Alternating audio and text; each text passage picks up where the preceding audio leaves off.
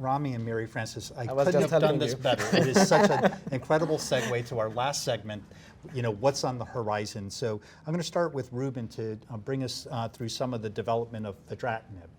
Sure. Well, Fedratinib is a JAK2 and FLT3 inhibitor.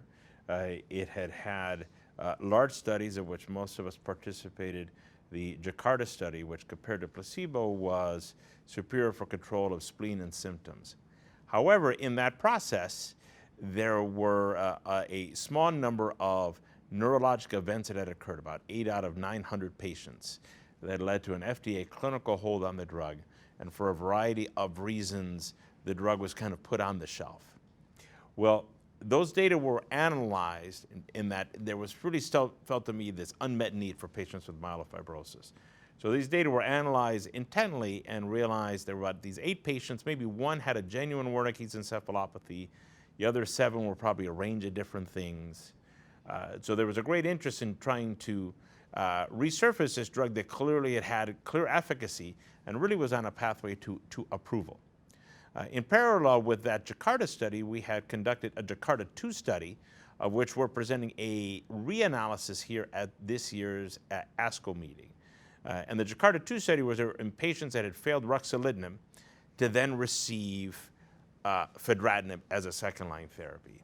Now, we conducted this several years ago, back in 2013.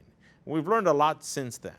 So this reanalysis is a more stricter, modern definition of what does Rux failure look like, because when we started the study, Rux had just recently become approved, and there were a lot of patients that had had a very brief exposure, 5 days of ruxolitinib, things of that nature that were a bit misleading. So we reanalyze this. We now have kind of a bulletproof set of patients, 66, that at least had an adequate trial of ruxolitinib prior to starting Fedratinib. They clearly had a clear reason for being resistant or intolerant, and they had 6 months of Fedratinib to clearly be evaluable for a response. So we report at this meeting about a 30-ish% response rate for both spleen and symptoms in this fairly clean group. Now that transitions to the other presentation we have at this year's ASCO, which is really a trial in process, which is the FREEDOM study, led by my colleague Serge Verstopchik. I and many others here are co-authors and co-investigators on that study, where prospectively we're going to look at that fairly clean group of patients who are resistant or intolerant to ruxolitinib, the same criteria we use for this reanalysis for JAKARTA2. And it's going to be a single-arm study. We're going to treat those patients. But in parallel, we're going to be doing active monitoring for any neurologic side effects. We're going to be monitoring thiamine levels because this issue of thiamine and Wernicke's has been raised, and they'll be receiving thiamine supplementation. So again, going to really try to mitigate any of that to the degree that we can, and then all of that data will be looked at in aggregate by the new company which holds the drug, Celgene, for making a case whether an approval should be forthcoming on the aggregate experience with Fedratinib. So, but I'm going to ask you to back up way to the beginning. Maybe I missed this.